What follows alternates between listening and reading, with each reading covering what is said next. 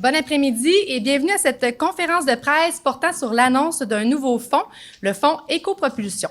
Je me présente, Jacinthe Roy, je suis directrice générale de la Corporation du développement durable et j'ai le plaisir d'agir à titre de maître de cérémonie pour cette conférence. Donc, sans plus tarder, j'invite M. Christian Héon, président de la Corporation du développement durable, à prendre la parole. Bonjour à toutes et à tous. Ceux qui me connaissent savent que j'ai aucun problème à parler en public et je me sens toujours très à l'aise. Mais aujourd'hui, quand je me suis levé, il y avait un soleil extraordinaire, un lever de soleil. J'ai dit, ça, c'est symbolique parce que c'est vraiment un beau début qu'on a aujourd'hui. Pour la CDD, la Corporation de développement durable, c'est 12 ans d'efforts où on essaie, dans la région, de pouvoir soutenir les entreprises, les organisations pour intégrer le développement durable. C'est ça qu'on fait. On est vraiment en soutien pour les organisations. Et ce qu'on va faire aujourd'hui, cette annonce-là, bien, c'est le point comme culminant des 12 dernières années, particulièrement 2 dernières années où on a travaillé très intensément avec des partenaires. C'est un projet régional. Ce qui est intéressant, depuis que je suis à la CDD, je vais nommer les gens tantôt, mais depuis que je suis à la CDD, ce que je trouve extraordinaire dans la région ici, c'est que quand tu veux parler de développement durable, on parle souvent du berceau du développement durable, mais quand on veut parler de développement durable, tu as tout le temps une oreille attentive. Peu importe l'homme politique, l'homme d'affaires, la personne qui travaille dans les organisations, des institutions de la région, on a toujours une écoute. Nous avons demandé des rendez-vous à plein de gens et on a reçu tellement de oui souvent, tellement de soutien, d'approbation. C'est extraordinaire. C'est facile dans notre région de jumeler des efforts et d'arriver maintenant au lancement, la création du fonds en développement durable, le fonds Écopropulsion. D'abord, c'est un fonds qui est spécial, pas juste parce que c'est du développement durable, mais parce que on l'a développé avec des partenaires à la fois du privé et du public. Ça, c'est assez unique. Moi, je connais pas d'autres fonds qui s'est levé comme ça. Et ça, c'est vraiment l'ouverture des gens de la région qui ont fait en sorte qu'on ait été capable de mettre ça sur pied. Bien sûr, je veux souligner l'implication des 4 partenaires fondateurs parce que des fois, on arrive avec des projets de fonds. On dit c'est comme ça que ça va se passer, etc. Nous, on n'est pas arrivé comme ça. On est allé voir nos partenaires. On a dit il y a des difficultés, il y a des problèmes. C'est difficile des fois de faire des ponts de financement. Des fois, tu peux avoir un beau montant pour investir pour une grosse machine, mais tu n'as pas rien pour être capable de la faire fonctionner. Ah, comment est-ce qu'on fait pour faire les ponts? Fait que nous, on s'est assis avec les partenaires et on a dit, bien, on veut faire un fonds, mais on veut régler les problèmes. Fait qu'on a identifié les problèmes, on a vu ensemble comment on pourrait faire ça. Et c'est ça que ça a donné. On est très fiers. Je remercie le fonds Desjardins, plus spécifiquement les caisses Desjardins Bois-Franc et de l'Érable, la ville de Victoriaville, la ville de Plessisville et Sanimark. Donc, sans vous, là, on n'aurait pas pu démarrer ce beau projet-là. Aussi, le démarrage a été possible grâce à la participation du ministère de l'Économie et de l'Innovation. Alors, vous voyez, là, je vous l'ai dit, c'est des partenaires privés, des partenaires publics et qui nous permettent de faire ce démarrage-là. J'invite ma collègue Clémentine Frère, conseillère en développement durable, qui a travaillé au développement du projet, à me rejoindre à l'avant afin qu'on puisse vous présenter le fonds Écopropulsion. Nous sommes très heureuses de vous voir nombreux parmi nous aujourd'hui pour ce lancement et de constater l'intérêt que vous avez envers une telle initiative en développement durable. Vous n'êtes pas sans savoir que les derniers rapports du GIEC, le groupe d'experts intergouvernemental sur l'évolution du climat, annoncent un scénario plutôt pessimiste selon lequel l'humanité se dirige vers des événements catastrophiques et irréversibles au niveau climatique. Les auteurs affirment toutefois qu'on peut encore éviter les pires conséquences en agissant essentiellement sur l'élimination des combustibles fossiles et en soutenant des efforts d'adaptation au changement climatique, que ce soit au niveau collectif ou individuel. Ils soutiennent que toutes les actions sont nécessaires, aussi petites soient-elles, pour nous aider à s'adapter à cette réalité. En fait, le futur dépend de nous. Dans ce contexte, nous sommes très fiers de mettre en place un projet qui nous permet d'unir nos forces régionalement et de créer un levier financier pour passer à l'action en développement durable. Par ce fonds, nous visons l'accélération et la mise en place de projets ayant un impact positif sur l'environnement et la communauté.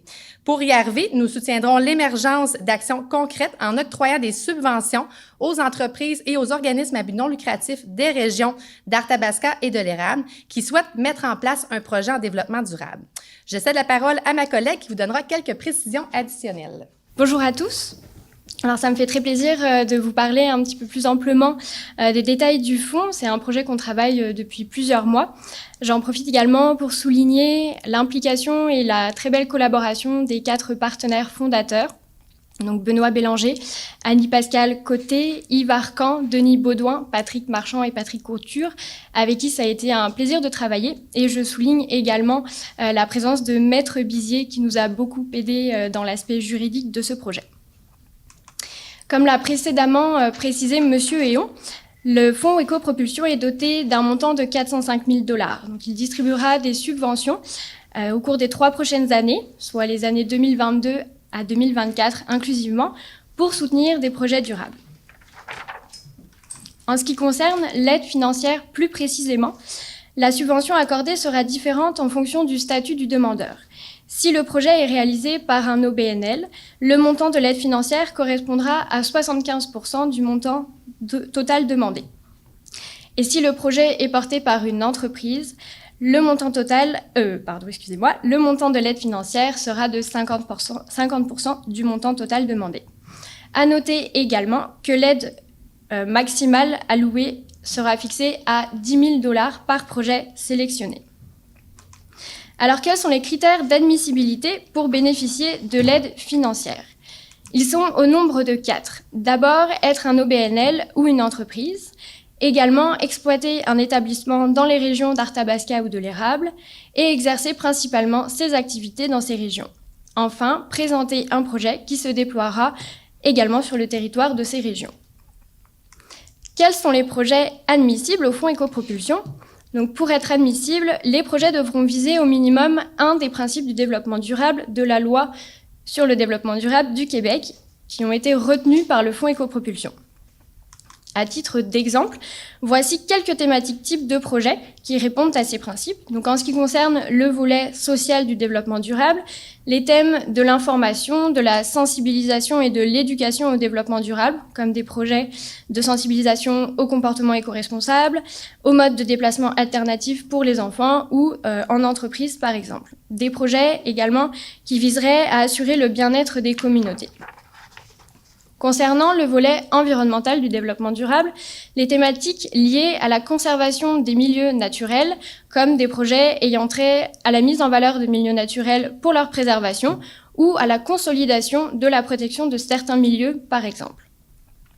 Également, des projets qui sont liés à la gestion de l'énergie et de l'eau, comme la réalisation d'études par des experts pour se tourner vers des équipements plus performants, l'achat de matériel plus propre ou des projets de recherche et de développement.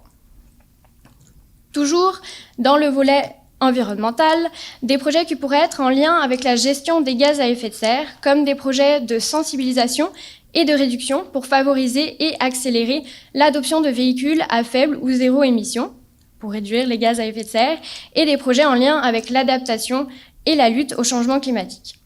Également, des projets qui seraient en lien avec la gestion des matières résiduelles et l'économie circulaire, comme la valorisation de matières résiduelles ou des études de marché à propos d'un résidu qui pourrait être réutilisé pour un nouveau concept.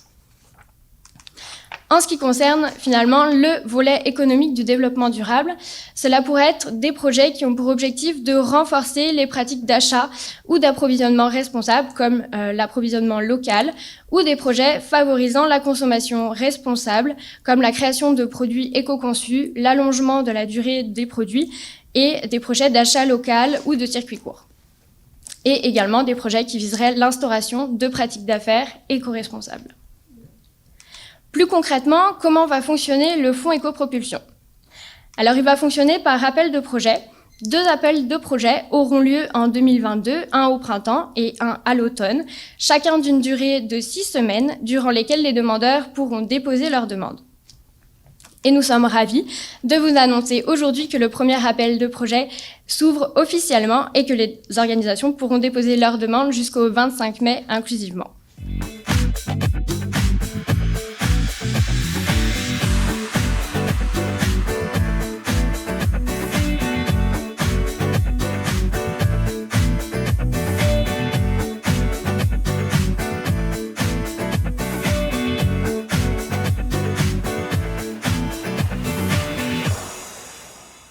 Alors d'abord, les organisations qui souhaitent déposer un projet doivent télécharger le guide du demandeur et le formulaire de demande directement sur le site web du Fonds éco-propulsion. Et l'organisation devra compléter le formulaire en justifiant le projet et l'envoyer à notre équipe, accompagné des documents requis. Nous analyserons ici l'admissibilité de chaque demandeur.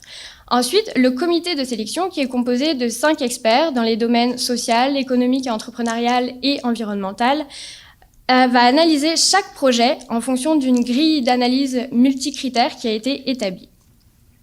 Il formulera des recommandations au comité d'approbation qui, lui, est composé de 3 administrateurs de la Corporation du développement durable et qui va sélectionner les projets selon le pointage obtenu.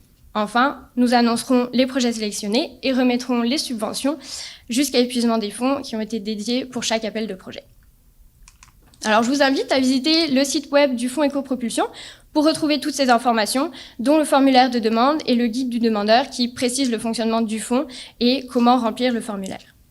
Et également, notre équipe est disponible pour répondre à toutes vos questions et accompagner les demandeurs dans le dépôt de leurs demandes. Et je vous invite à communiquer avec moi si vous avez des questions.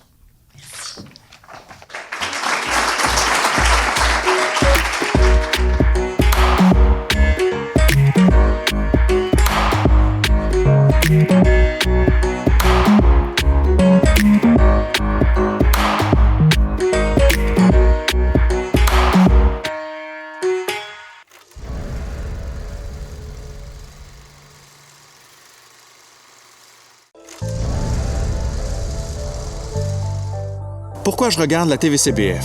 Parce qu'on nous parle de la culture et l'identité des Bois-Francs. Par segment de 15 ou 30 minutes. Parce qu'on nous parle de Victo, de Warwick et même Notre-Dame-de-Anne. Et pour les émissions, je peux les regarder en ligne au moment qui me convienne le mieux. La TVCBF, c'est une télévision en constante évolution. Pour nous. Pour nous. Pour nous. Pour nous. Et par nous.